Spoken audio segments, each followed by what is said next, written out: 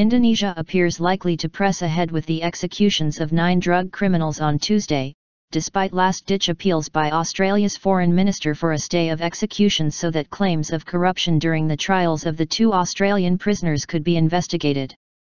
The families of the Australian convicts paid an anguished final visit to their loved ones on Tuesday, wailing in grief as ambulances carrying empty white coffins arrived at their prison. Julie Bishop, Australia's Foreign Minister, told media that she had received a letter from Indonesia on Monday night that offered no indication of a reprieve for Myuran, Sukumaran and Andrew Chan. Earlier in the day, she had asked for a stay in their executions, saying allegations in the Australian media that their judges had requested money to commute the death sentences were very serious. The 2 are among 9 drug convicts, mostly foreigners, who are due to be executed by a firing squad as soon as Tuesday night. However, Indonesian President Joko Widodo said that such concerns should have been conveyed a decade ago when the case went through the courts. A former lawyer of the prisoners, Muhammad Rifan, told Australia's Fairfax media on Monday that Indonesian judges had requested more than $100,000 in return for prison terms of less than 20 years. But Rifan said the judges later told him they had been ordered by senior legal and government members in Jakarta to impose a death penalty, so the deal fell through. Arrested in Bali. The members of the Bali 9 were arrested at the main airport on the holiday island of Bali in April 2005 for trying to smuggle 8.3 kilograms of heroin to Australia. The Indonesian authorities had been tipped off by Australia's federal police. The 7 other members of the Bali 9, all Australians, have been jailed in Indonesia but do not face the death penalty. Armanatha Nasir, a spokesman for Indonesia's foreign ministry, said Sukumaran and Chan had been given all the legal avenues to challenge their death sentences. The country's Attorney General's office said the executions of all 9 people on death row would proceed this week. I think it will happen this week as the preparations are 100% ready now, spokesman Tony Spontana said.